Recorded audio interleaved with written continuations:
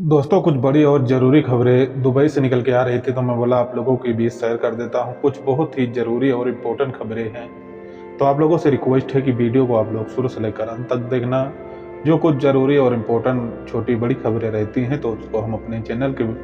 माध्यम से आप लोगों के बीच डेली अपडेट देते रहते हैं। चलते हैं दोस्तों, आज की जो खबर निकल के आ रही है,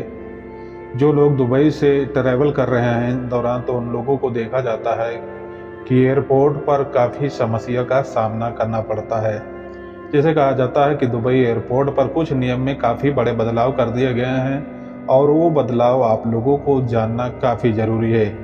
जैसे कहा जाता है कि अगर आप दुबई से अपने भारत के लिए ट्रैवल करते हैं और ट्रैवल करने से पहले आप अपने जब रूम से या अपने कमरे से जब एयरपोर्ट के लिए आते हैं, तो आपके पास जो हैंड बैग होता है और आपके पास जो लगेज बैग होता है, उस पे अक्सर करके देखा जाता है कि काफ़ी लोग पैसे की दिक्कत के कारण से अपने रूम पे ही प्लास्टिक लाकर और उसको अपने जो लगेज बैग रहता है उस पे लपेट लेते हैं, और लपेटने के बाद में उसके ऊपर जो प्लास्टिक के ऊपर वो रस्सी या कोई चीज़ से आप उसको बांधते हैं। और बांधने के दौरान पर अगर आप एयरपोर्ट पर पहुंचते हैं और पहुंचने के बाद में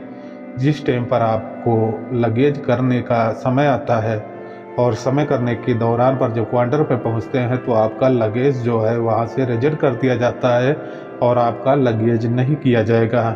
क्योंकि दोस्तों, नियम में काफ़ी बड़े बदलाव होते हैं और इस सब नियम को आपको जानना है, क्योंकि अगर आप एयरपोर्ट पर पहुंचते हैं, आपके पास समय कम रहता है। अगर बैग को वहाँ पर आपकी प्लास्टिक जो है खोलने को बोले जाएगा, और खोलने के बाद देखा जाता है कि आपका टाइम जो है काफ़ी वेस्ट हो सकता है, और वेस्ट होने के साथ साथ आपको परेशानियाँ भी झेलना पड़ सकता है। तो आप अगर दुबई से ट्रैवल करते हैं, तो आप ऐसे बैग लेकर जाएं। वहाँ एयरपोर्ट पर प्लास्टिक खुद लगाते हैं, वहाँ पर पन्नी लगाने का जो प्रोसेस रहता है, जो कुछ पैसे लेते हैं वो लोग पैसे लेते हैं और अच्छी तरह से आपके बैग पर जो है प्लास्टिक लगा देते हैं। तो इन बातों को आपको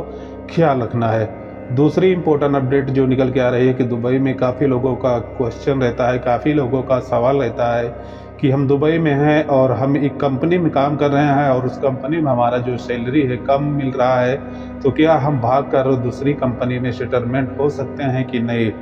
ऐसे में दोस्तों, देखा जाता है कि दुबई में जो लोग काम कर रहे हैं, कामगार हैं, मजदूर हैं, अगर आपकी कंपनी में आपको टाइम पर सैलरी नहीं मिलती है या तो आपकी सैलरी कम है, तो आप अपने कंपनी के जो स्पॉन्सर रहते हैं, जो मैनेजर रहते हैं, उनसे संपर्क करें और संपर्क करने के दौरान पर उनसे बात करें कि थोड़ा हमारी सैलरी और बढ़ना चाहिए, क्योंकि ओवर टाइम नहीं लगता और जो सैलरी मिल रहा है इस सैलरी में गुजारा नहीं होता। तो उस लोग कुछ इस बात में सोचेंगे और आपकी जो सैलरी है उसको बढ़ाने की कोशिश करेंगे। अगर आप फिर भी नहीं सैलरी आपकी बढ़ती है, तो आप वहाँ से एग्जिट अपने देश आ जाएं, और देश आने के बाद में आप वहीं पर देखकर कहीं वीज़ा ले लें, और वीज़ा लेने के बाद अपने देश में आकर फिर से आप अपने देश से फिर यात्रा करके और उस कंपनी में सेटलमेंट हो जाएं। हालांकि अगर आप भागकर इधर उधर कंपनी में सोचते हैं कि इस कंपनी में कम पैसा मिलता है, उस कंपनी में ज़्यादा मिलता है, अगर भागकर आप काम करते हैं उस कंपनी में, अगर आपके पास कोई आईडी नहीं रहेगी, अगर वो कंपनी आईडी भी नहीं बनाएगी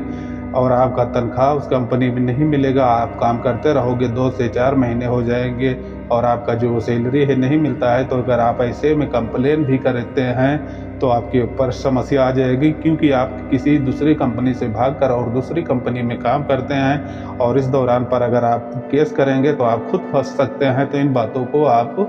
ध्यान रखें। अगर दुबई में काम करते हैं और काम करने के दौरान पर अगर आपका टाइम पर सैलरी नहीं मिलता है, ऐसी कोई समस्या आती है, तो आप इसकी बेधड़क कंप्लेन मोहरे में कर सकते हैं और मोहरा जो है आपका सैलरी दिलाएगा और आपके ऊपर जो समस्या है उस समस्या का समाधान भी करेगा। तो इन बातों को आप ख्याल रखना। दुबई में रहते हैं या दुबई जाना चाहते हैं, तो इन सारी बातों को जानकारी ज़रूर कर ले। तो दोस्तों, ये कुछ बड़ी और ज़रूरी इंपॉर्टेंट खबर थी, तो मैं बोला आप लोगों के बीच शेयर कर देता हूँ। अगर वीडियो में कुछ समझ आया होगा तो चैनल को लाइक और सब्सक्राइब और अपने दोस्तों फ्रेंडों में शेयर ज़रूर करना।